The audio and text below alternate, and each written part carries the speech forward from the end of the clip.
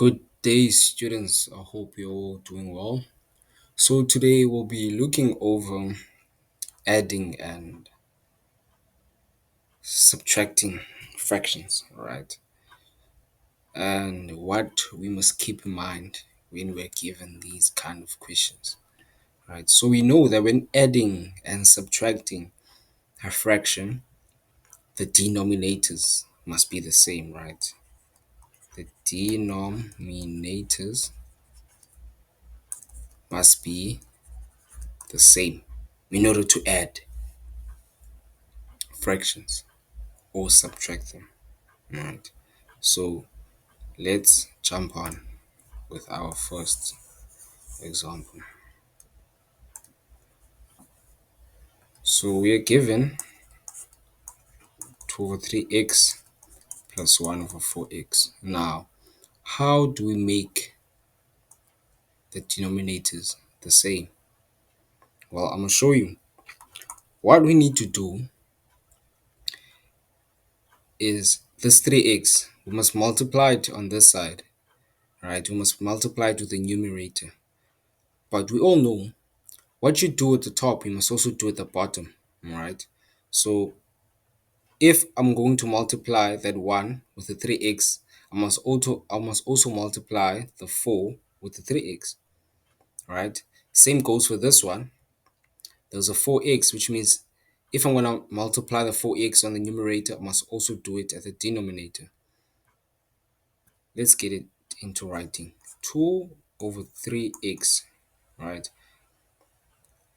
Let's do it one side at a time. Plus 1, 3x over 4x times 3x. All right. This is a step we must familiarize, all right? Also on this side, this 2 must be multiplied with that 4x. Also that 3 must be multiplied with that 4x. Why? Uh, so that these denominators can be the same. Look at what we have now. We have a 3x multiplied with a 4x, and also have a 4x multiplied with the 3x, which is basically the same thing. There's a 4x. This is, these denominators are the same now, all right? Which means now we can add the numerators. So what we have on top is 2 4x plus 1 times 3x just is 3x all over. Since the denominators are the same, we can just write it as 1. So we have 3x multiplied with 4x. Okay? And then we'll simplify further. 2 times 4x, which that's just 8x plus 3x all over 12x. Okay? And then here 8 plus 3, that is 11x over 12x. But what do we see? We see that this x is going to cancel with that one, which leaves us with 11 over 12. And that is how you add these fractions.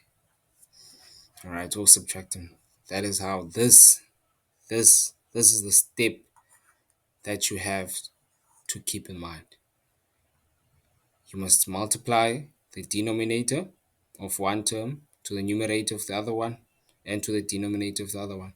Same goes for this side. This 3x must also go to that other term's numerator and its denominator. Let's move.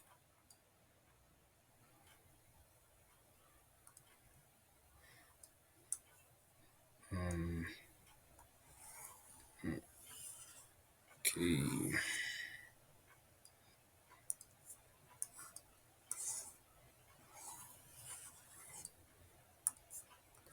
Now we have x over 2 plus a half plus x over 3 plus 1 over 3. Now, as you can see, these are in brackets, right? These are in brackets. However, There's no multiplication that's happening in the bracket, so we can just lose the brackets. There's no need to write them at this point, right?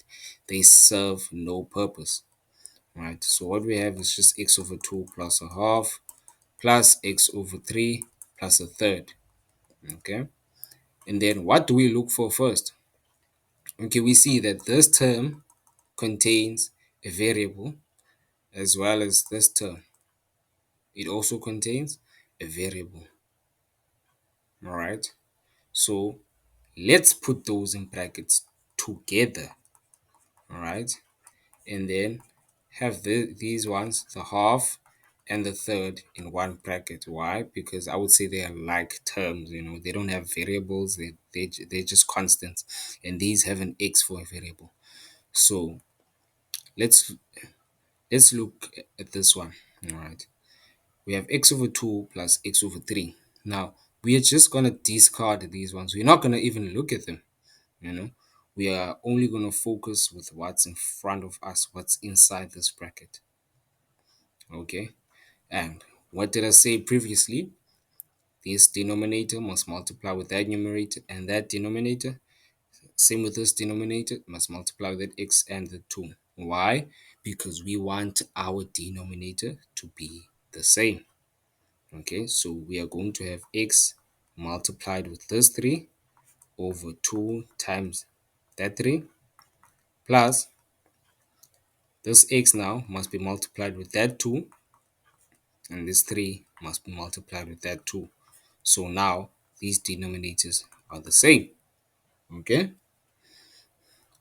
plus now this is a half and a third.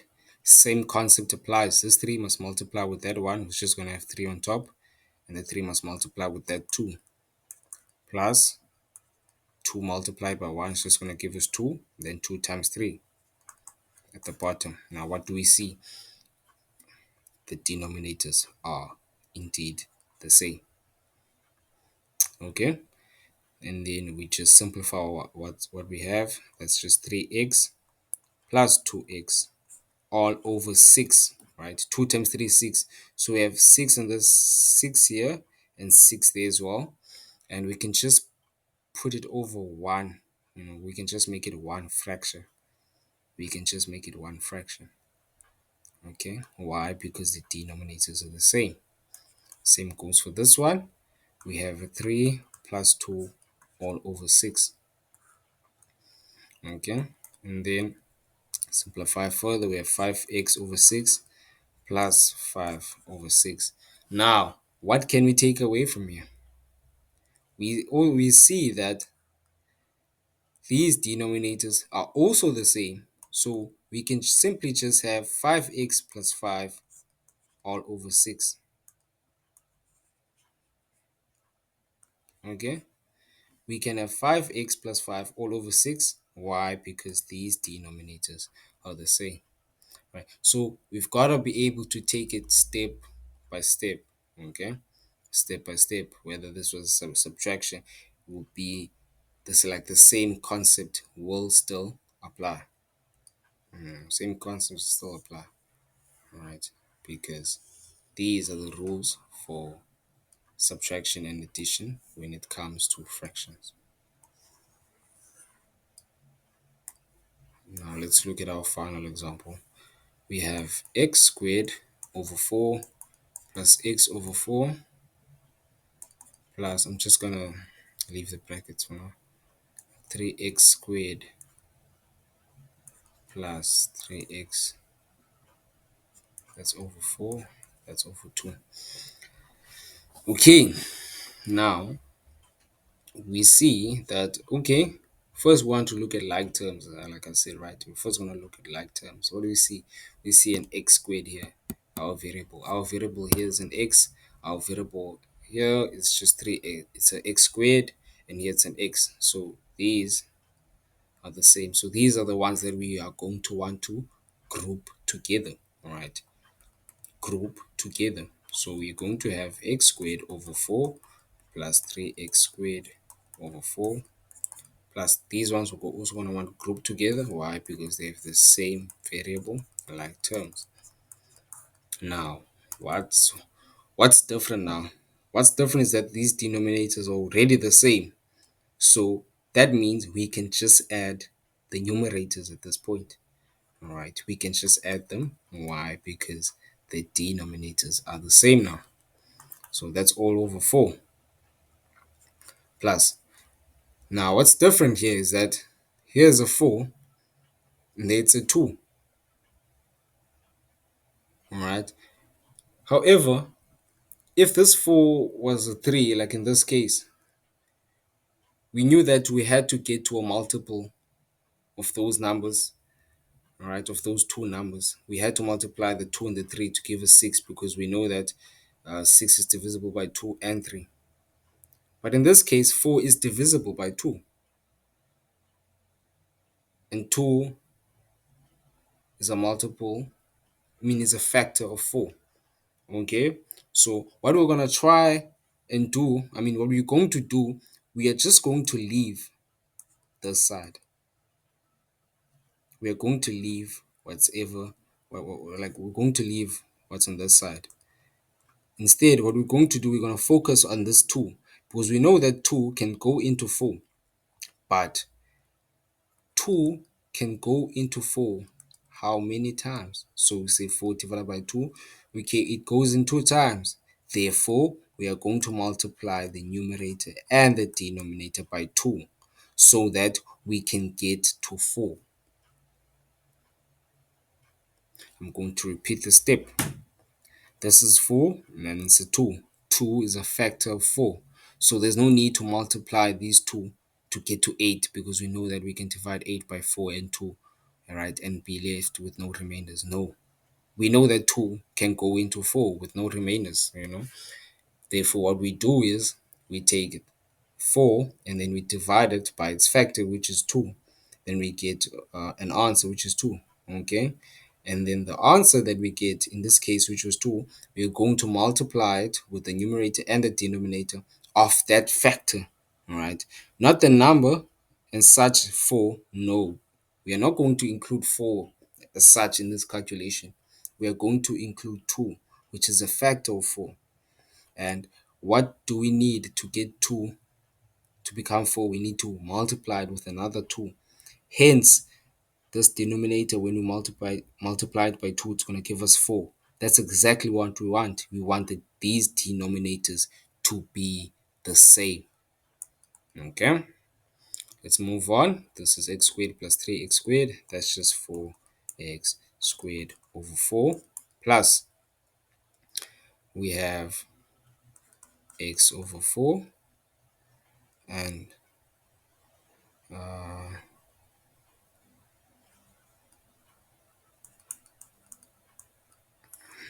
now we know that that's 4, and when it's 4, there's the denominators, we just put it into 1. Okay, we just make it one thing, and then we add the numerators. In this case, it's x plus 2 times 3x. Okay, let's move on to the next step. Now 4 and 4, what can we do with that? We can just cancel these out, then we are left with our x squared. Now this is going to be plus, and then this just plus 6x over 4, right? 2 times 3, that gives us the 6x, and then we have x squared plus 7x over 4. Now, there's literally nothing we can do to go any further from where we are, right? Because we are just going to be making these exponents the same, but like there's no need, okay? But like if you insist on going there, let's just go and see that we can still apply our steps. We know that this is over 1, right? 1 is a factor of 4, okay? 1 is a factor of 4. Therefore, this 4, we won't need it as such, right? So since we know that 1 is a factor of 4, right, we're going to say 4 divided by 1. What do we get? We get 4.